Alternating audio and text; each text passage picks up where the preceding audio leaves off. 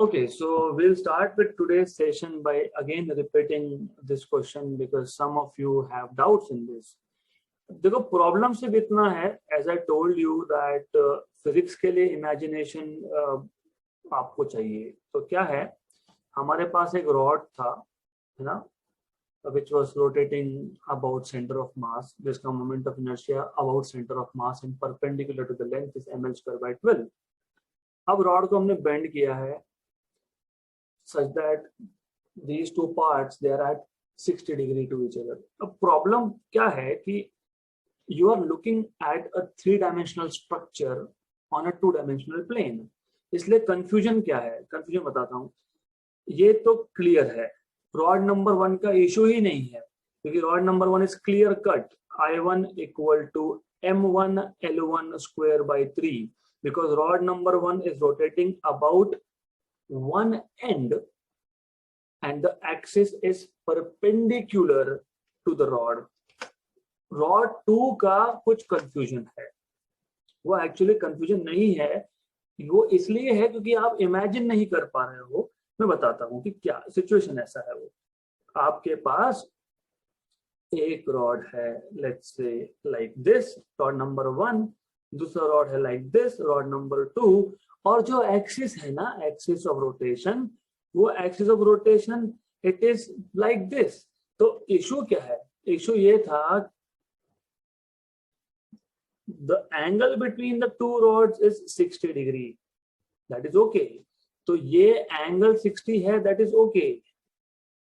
Rod number 1 हो, rod number 2 हो, axis दोनों को ही परपेंडिकुलर है.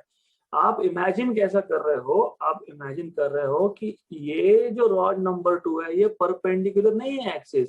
यू आर थिंकिंग कि this is some angle which is not 90. तो इशू है in the way you are imagining. मेरे पास एक यहाँ पे मैंने बना के रखा था आज बताने के लिए. तो पहले है ये आपका रॉड, मान लेते हैं इसको रॉड बना देते हैं.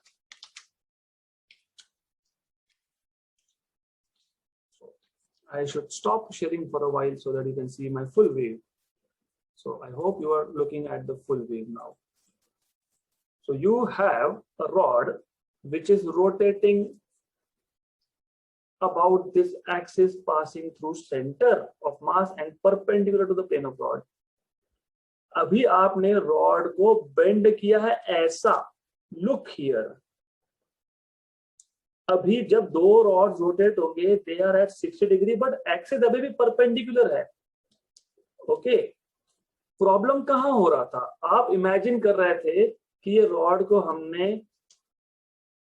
गलत तरीके से बेंड किया है. तो यू आर इमेजिनिंग कि रॉड को आपने ऐसा बेंड कर दिया, और ऐसा नहीं है वो. It's like you are bending such that the two rods have angle 60 but axis of rotation is still perpendicular, and now these two rods are rotating about tangent and perpendicular to the length. So I hope it is clear now. So you should imagine it in that way. Next question, question number 11. Which of the following statements are correct? Center of mass of a body always coincide with center of gravity of body. Then option number statement number B, center of mass of body is the point at which total gravitational torque on the body is 0. A couple on a body produces both translation and rotational motion. Mechanical advantage greater than 1 means that small effort can be used to lift a large load. वैसे तो statement number A and B they are correct. Okay, मतलब A and B are correct. Option number B is correct. क्योंकि in most of the cases center of mass और center of gravity coincide होते हैं. Most of the cases, जैसे ring का case है, जैसे hollow spear का केस है, जैसे सॉलिड स्पीयर का केस है, जैसे डिस्क का केस है, तो in such cases center of mass and center of gravity they coincide, and in most of the cases center of mass coincides with center of gravity. So statement A is correct. Center of mass of a body is the point at which the gravitational torque is zero. Yes. क्यों? देखो torque क्या करता है, torque body को rotate करवाता है. Suppose ring हो which is rotating about this, क्योंकि हमने टॉर्क अप्लाई कर दिया, या फिर हॉलो स्फीयर हो, या फिर सॉलिड स्फीयर हो, या फिर डिस्क हो. तो जब एक रिंग रोटेट होगी तो हर एक पॉइंट उसका रोटेट होगा, राइट? या फिर हॉलो स्फीयर या फिर सॉलिड स्फीयर, है ना? तो any point will rotate except for centre of mass. Center of mass कहाँ rotate? Center of mass is not rotating. Okay, so center of mass of a body is a point at which gravitational torque on the body is zero. क्योंकि center of mass rotate ही नहीं हो रहा है, rotate नहीं हो रहा है मतलब torque is zero. तो जब body rotate होगा तो torque की बात होगी ना. Body rotate हो रहा है, center of mass rotate नहीं हो रहा है, तो center of mass पे torque कितना हो गया? Zero हो गया. तो center of mass of a body is a point at which total gravitational torque is zero because center of mass does not perform rotational motion. और आपको याद है rotational motion में मैंने बताया भी था, center of mass is the only point which may perform translation motion if the body is rolling. अगर body roll नहीं हो रहा है तो body सिर्फ rotate हो रहा है. सिर्फ rotate हो रहा है मतलब center of mass अपनी जगह पे ही है. No rotation, no translation. अगर body roll हो रहा है तो उस केस में centre of mass performs translation but not rotation. तो ए और बी करेक्ट है, तो option number B, A and B statements are correct, right? तो a couple on a body produce both, नहीं, कपल मतलब टॉर्क. अभी मेरे पास एक रॉड है, मैंने एक फोर्स यहाँ लगा दिया, एक फोर्स यहाँ लगा दिया, क्या होगा? सिर्फ रोटेशन होगा ना, ट्रांसलेशन कहाँ से होगा? So a couple on a body produce both translation and rotation. No no no no no. Couple मतलब दो equal and opposite forces acting at two different points, they produce rotation, they do not produce translation, right? और mechanical energy, अब basically देखो ऐसा है कि definitely आपको पता है कि जिसमें सी है वो तो आएगा नहीं, ऑप्शन नंबर डी और ये आएगा नहीं. अब कंफ्यूजन सिर्फ ए और बी का था, अब ए करेक्ट है, बी करेक्ट है, पता है, तो ऑप्शन नंबर बी आ गया. Okay, so correct. Now there is one confusion.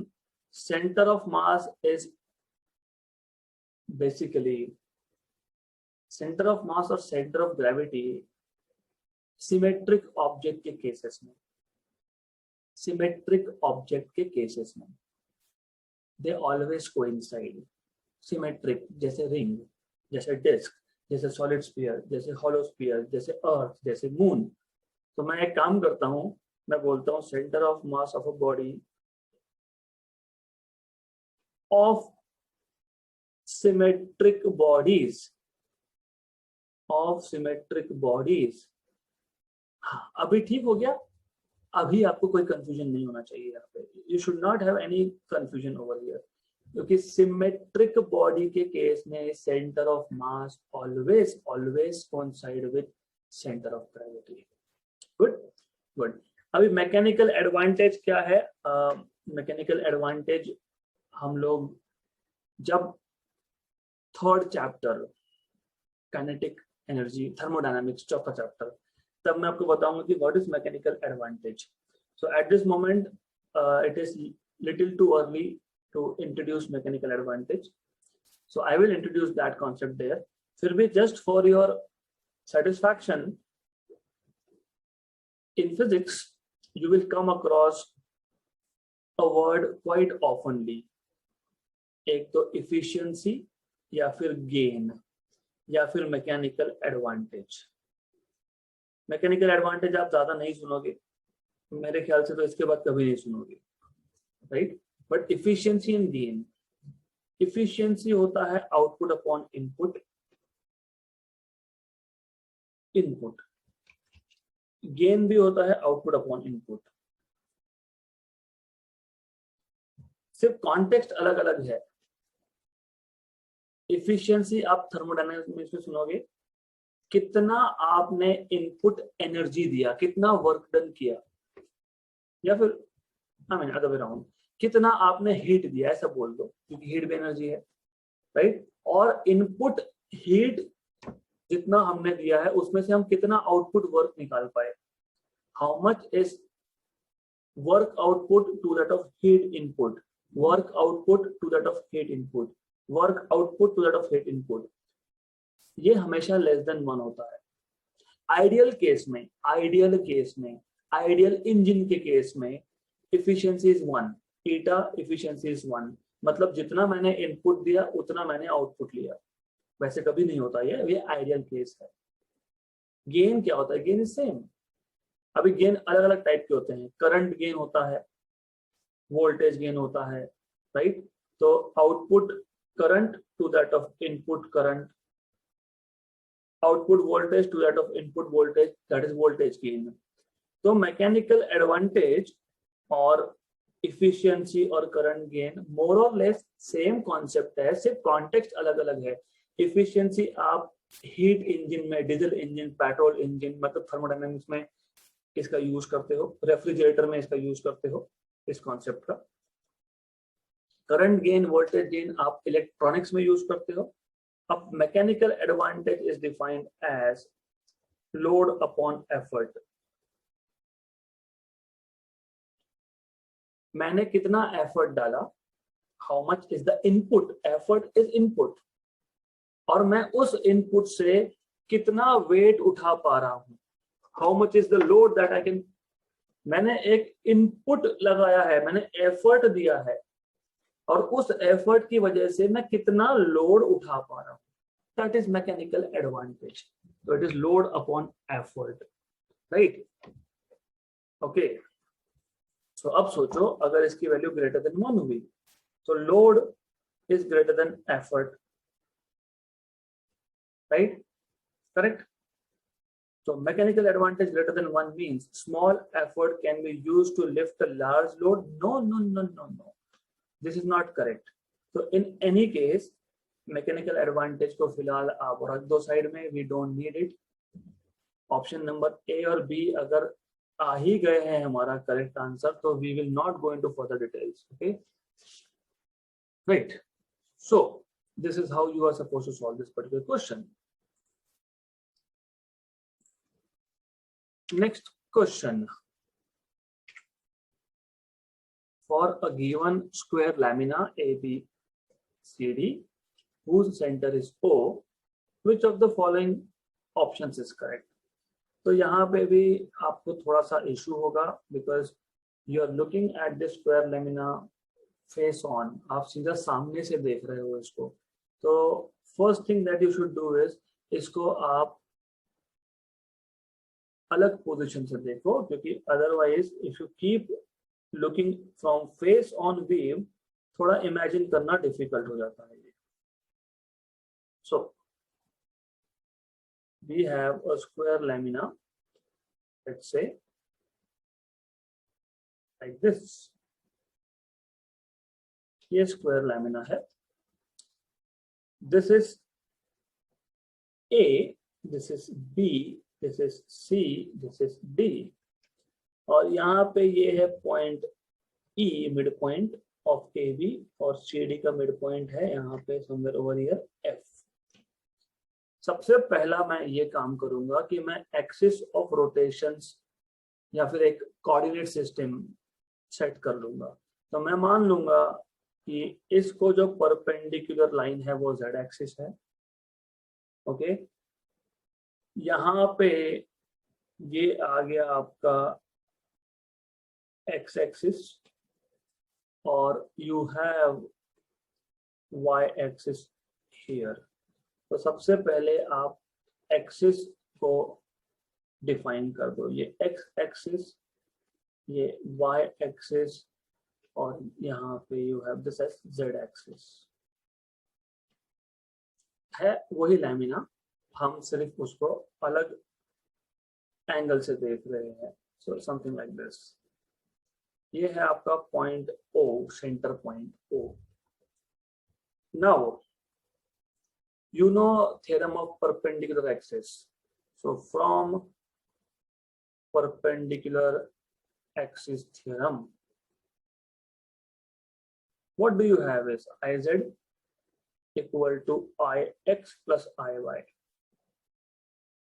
क्या हम यहाँ पे परपेंडिकुलर एक्सिस थ्योरम अप्लाई कर सकते हैं? यस, कर सकते हैं। क्यों? क्योंकि यहाँ पे परपेंडिकुलर एक्सिस थ्योरम अप्लाई करने के 3 कंडीशंस थे। एक तो लैमिना चाहिए, थिन प्लेन शीट चाहिए, है? यस है। नंबर 2, दो axis, 2 axis should be inside that plane, है क्या? X and Y, yes. Third should be perpendicular, yes. तीसरा condition, these should be concurrent, मतलब एक्स वाई जेड एक्सिस तीनों एक ही पॉइंट से पास होने चाहिए। हो रहा है क्या? हो रहा है। तो can I apply? Yes I can apply, yes I can apply. Now as you remember, हमने प्रिंसिपल ऑफ परपेंडिकुलर एक्सिस ये हमने एक डिस्क के लिए अप्लाई किया था। हमने बोला था कि डिस्क जो है वो चाहे इस एक्सिस से रोटेट हो चाहे इस एक्सिस से रोटेट हो, ये दोनों एक्सिस ऑफ रोटेशन से मोमेंट ऑफ इनर्शिया सेम होगा। क्यों सेम होगा? क्योंकि ये भी डायमीटर था आईडी, ये भी डायमीटर था आईडी। तो जो जेड एक्सिस था हमारा ओवर हियर, हमने बोला था कि I Z is equal to I X plus I Y, मतलब आईडी प्लस आईडी, क्योंकि एक्स एक्सिस और वाई एक्सिस दोनों डायामीटर है उस पर्टिकुलर डिस्क की। तो यहाँ पे क्या चेंज हो गया? ऐसा कुछ नहीं चेंज हुआ। यहाँ पे एक्स एक्सिस के अलोंग अगर रोटेशन होता है या वाई एक्सिस के अलोंग रोटेशन होता है तो moment of inertia will be the same. क्यों सेम? क्योंकि ये यूनिफॉर्म स्क्वायर लैमिनर है। यूनिफॉर्म मतलब mass distribution is same everywhere. So you will have Ix equal to Iy. That is, let us say, let's give it, I'll keep it like this. Okay, कोई फर्क नहीं पड़ता. So therefore you will have Iz equal to Ix plus Ix या फिर Iy plus Iy. तो Iz आपको मिल जाएगा 2 times of Iy, equation number 1. Correct? तो आपको मिल जाएगा Iy equal to Iz by 2. लेकिन Iz क्या है? I mean Iy is Iz by 2. तो Iz तो परपेंडिकुलर एक्सिस था. Iy क्या है? Iy is a line passing through EF. Iy is moment of inertia through EF. क्यों? क्योंकि देखो E और F along y axis, yes, but Iy is nothing but IEF. Therefore, I moment of inertia about EF line is Iz by 2. Equation number 2. कम से कम इतना पता होना चाहिए. Correct? अब बहुत जगह पे क्वेश्चन ये होता है कि हमने IEF क्यों निकाला. ऑप्शंस EF, EF, EF, हर एक ऑप्शन में moment of inertia about EF तो फाइंड करना ही पड़ेगा ना. अभी जब ऑप्शन में है तो निकालना पड़ेगा हमको.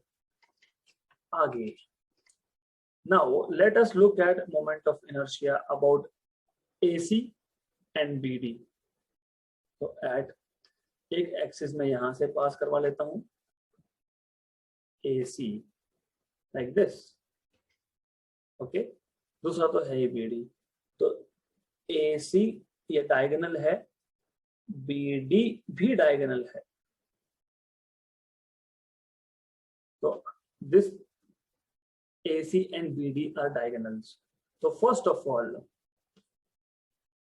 moment of inertia about AC or about BD will be same since AC and BD are diagonals. और दोनों डायगोनल स्क्वायर के प्लेन में ही होते हैं. तो ये पता होना चाहिए. देन आप वापस से एक बार परपेंडिकुलर एक्सिस थ्योरम अप्लाई करोगे. So again from perpendicular axis theorem IZ. अभी क्या करना है? अभी आप एक सिंपल सा काम करो. मैं what I will do is मैं दो डायग्राम ड्रॉ कर लेता हूं so that it is much more convenient to understand. So what I will do is, just a minute.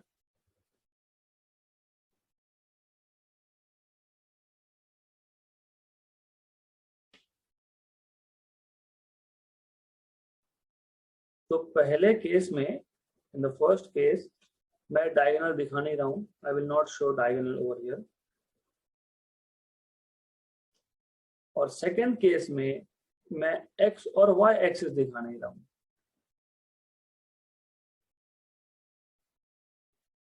तो सिर्फ मैं डायगोनल्स दिखा रहा हूं.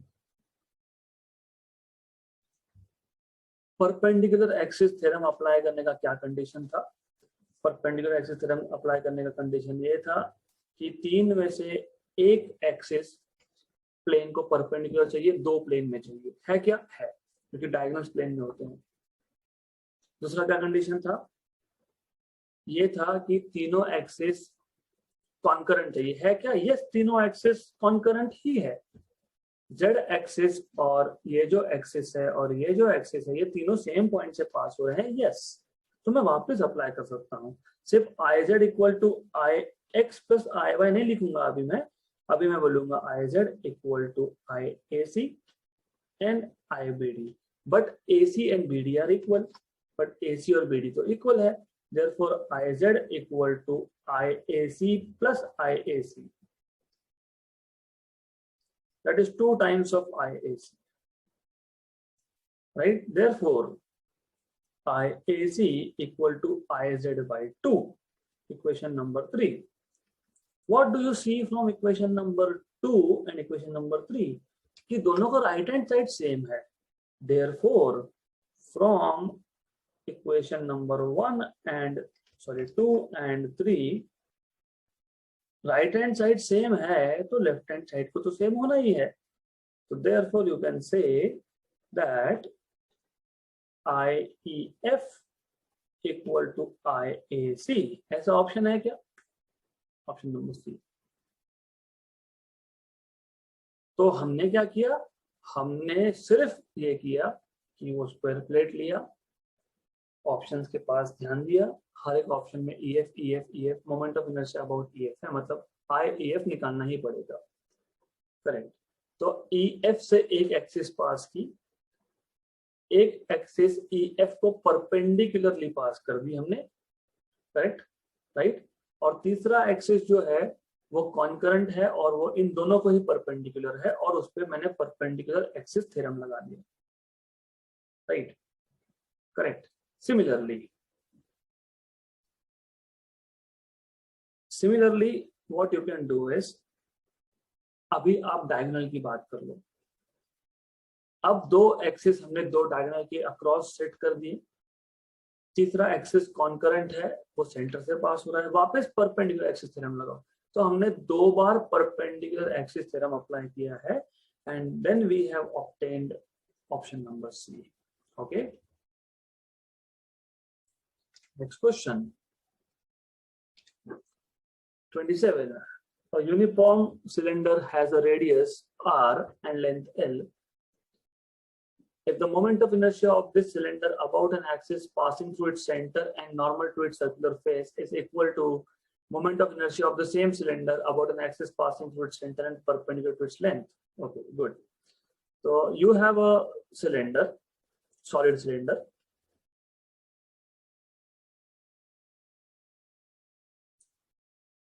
Right, and it has a circular face. तो ये सिलेंडर है, इसको रॉड के साथ कंफ्यूज मत करना. राइट, तो a uniform cylinder has radius r, length L. If the moment of inertia of the cylinder about an axis passing through its center, so you have an axis passing through its center like this and normal to the circular face. Circular face को perpendicular, मतलब इस axis की बात हो रही है. मैं इसको एक्सिस नंबर 1 बोल देता हूँ. Let me call this axis number 1. तो you already know moment of inertia here will be mr²/2. आपको मैंने बताया था. What did I tell you? I told you कि इन दिस केस जब सिलेंडर रोटेट होगा about this particular axis. Okay, so mr square by 2, because solid cylinder is like a disk. It is like a disk. So mr square by 2, where r is this radius. So ये axis number 1. Axis number 2 is this. Or in second case, the body is going to rotate about this particular axis. तो अब पहले case में वो अपनी ही जगह पे एक एक्सिस जो सर्कुलर फेस को परपेंडिकुलर है वहां से हो रहा है. दूसरे केस में cylinder is rotating perpendicular to its length. Perpendicular to its length. Remember, this is not a rod. Rod क्या होता है? Rod, thin rod. याद है थिन रॉड का केस में अबाउट सेंटर आपने क्या लिया था? ml square by 12, where l was the length. तो अगर रॉड की जगह पे एक सिलेंडर रोटेट हो रहा है about centre of mass perpendicular to its length, तो इस केस में मोमेंट ऑफ इनर्शिया आता है ml square by 12 plus mr square by 4. So this is an assignment for you for today. देखो, अगर सिर्फ रॉड होता, सिर्फ एक थिन रॉड होता, और अगर वो about an axis passing through centre perpendicular to its plane rotate हो रहा होता, तो सेकेंड टर्म वहां पे नहीं आता, क्योंकि ये एक सिलेंड्रिकल रॉड है.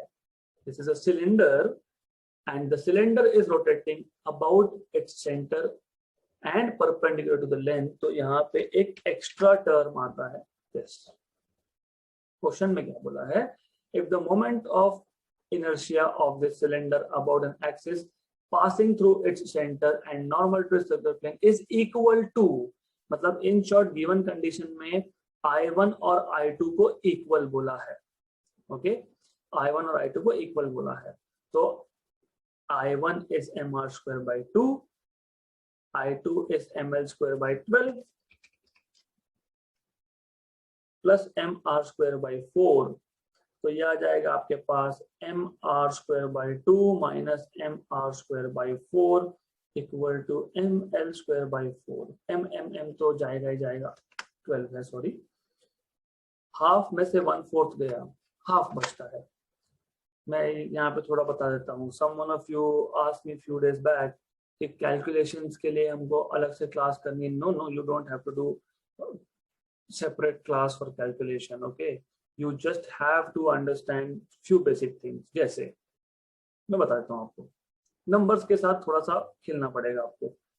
एक में से आधा गया तो आधा बचा, आधे में से 1/4 गया तो 1/4 बचा.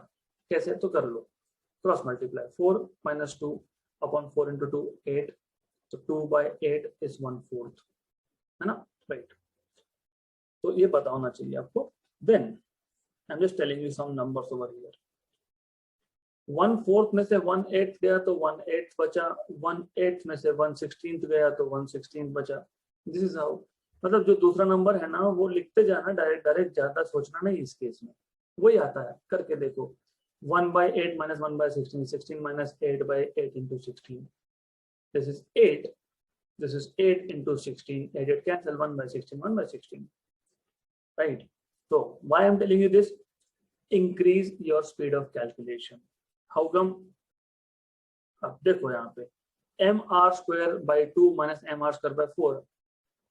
न्यूमरेटर सेम है, हाफ में से 1/4 गया तो 1/4 बचा, mr square by 4 बचा यहाँ पे, equal to ml square by 12.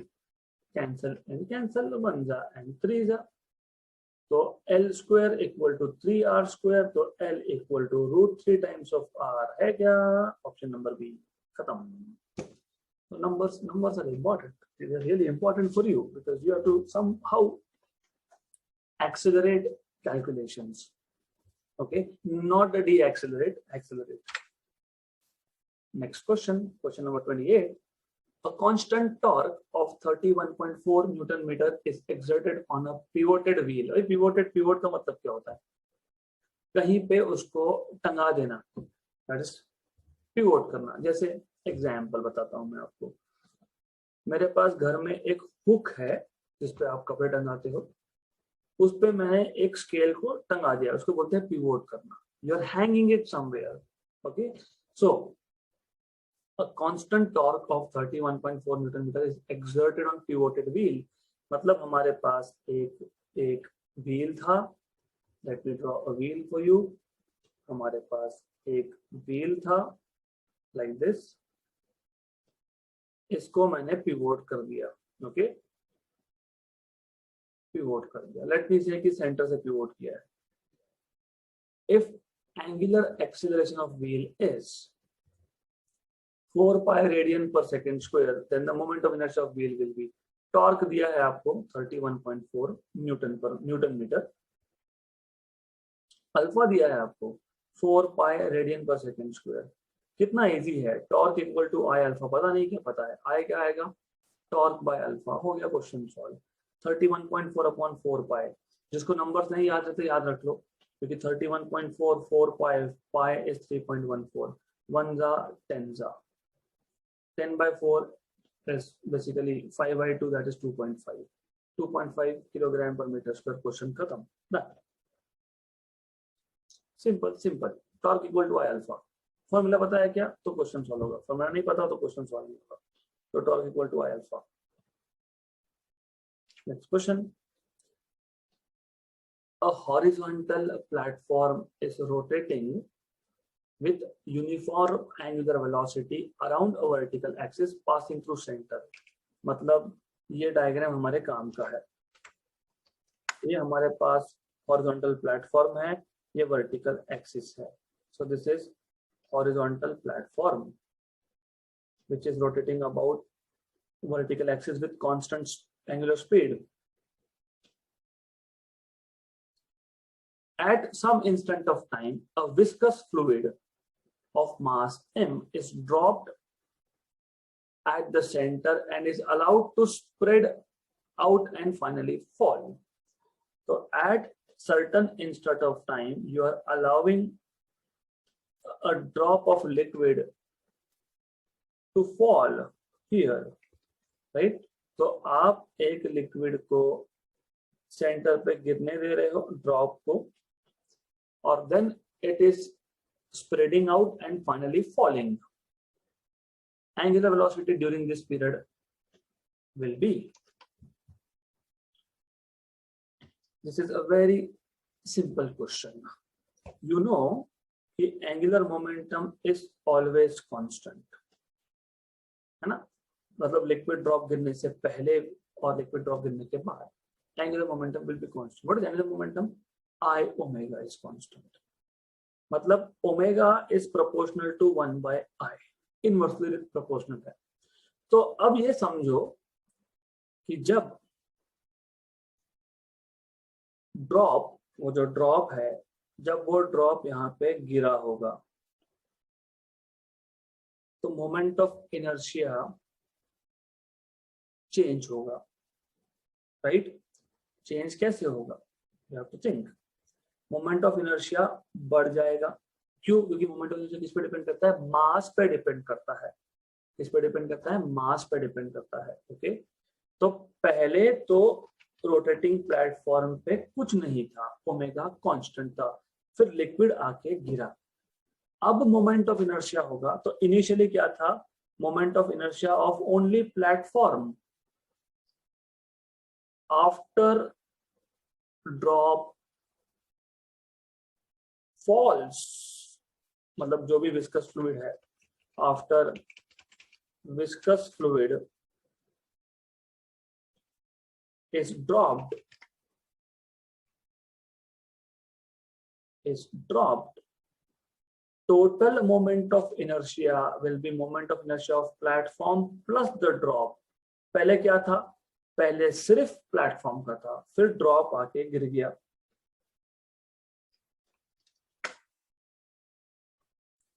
जब ड्रॉप आके गिरा यहाँ पे, तो इस केस में you have total moment of inertia as moment of inertia of platform plus the drop. Okay, the total moment of inertia has increased now compared to the first case. फिर finally ये viscous fluid भी वापस से platform से नीचे गिर गया, मतलब स्प्रेड आउट होके, ये स्प्रेड आउट होके इट वेंट ऑफ. ये जो ड्रॉप है ना, ये ड्रॉप नीचे गिर गया, right? So finally, when the fluid falls off the platform,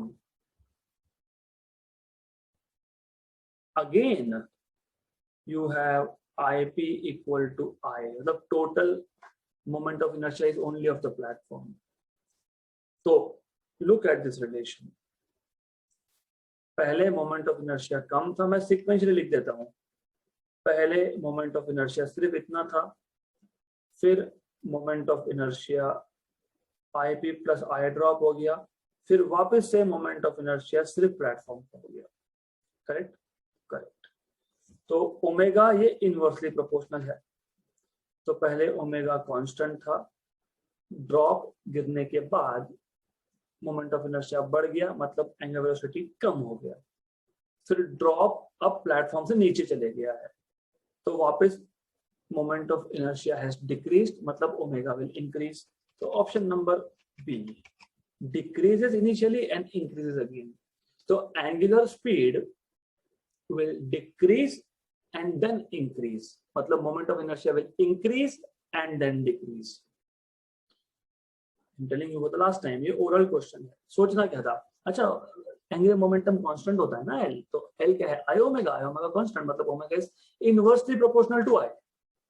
लेकिन जब ड्रॉप गिरा तो I बढ़ा तो ओमेगा कम हुआ, फिर ड्रॉप ही गायब हो गया, टेबल से गिर गया नीचे, मतलब I वापस कम हो गया तो ओमेगा वापस बढ़ गया. तो omega decreases initially and increases again. Option number B, oral question. In an orbital motion, the angular momentum vector is joke orbital motion, मतलब circular motion. Circular motion में अब along the axis क्या है? A line perpendicular to the plane of the motion. आपको पता है कि theta का डायरेक्शन भी ये होता है, ओमेगा का डायरेक्शन भी यही होता है, और आपको ये भी पता है कि एंगुलर मोमेंटम ये I ओमेगा होता है. अब मोमेंट ऑफ इनर्शिया तो वेक्टर क्वांटिटी है नहीं, स्केलर है, तो L अगर वेक्टर है तो ओमेगा भी वेक्टर है ऑफ कोर्स. तो क्या दिख रहा है हमको? जो डायरेक्शन ओमेगा का वो डायरेक्शन L का. तो in an orbital motion the angular momentum vector is along the radius vector. No, along radius है क्या? नहीं. Parallel to linear momentum. Linear momentum कहाँ होता है? Along tangent. V बार की डायरेक्शन में होता है लीनियर मोमेंटम, है ना? तो along tangent है क्या? नहीं. in the orbital plane नहीं. perpendicular to orbital plane yes, क्योंकि L bar is in the direction of omega bar and omega bar is perpendicular to the plane. Option number D. This is how you can solve this particular question, right? Good. So that's it for as far as need is concerned. अभी 3 question बाकी है, तीनों के तीनों joke है. क्यों angular momentum हमेशा constant होता है मैंने बता दिया, तो क्वेश्चन पढ़ लो, समझ जाएगा. दूसरा, क्योंकि ग्रेविटेशन अगर आपको 11th याद है, नहीं याद है तो go back in time and read. Okay, मतलब मैंने बता दिया आपको, motion of planets in solar system is an example of motion of planet. What is motion of planet? Circular, मतलब रोटेशनल. रोटेशनल मोशन में एंगुलर मोमेंटम हमेशा conserve होता है. अभी मैंने बोला, कितनी बार बोला कि कंजर्व होता है, तो कंजर्व होता है. It is conserve. Angular momentum is conserve. Okay, then this question I think you should try it out as an assignment only, क्योंकि इस पे हमने पहले 1-2 क्वेश्चन सॉल्व किए हैं इस टाइप के. So that is end of NEET part of rotational dynamics. From next session, we will take some questions from previous JEE exams.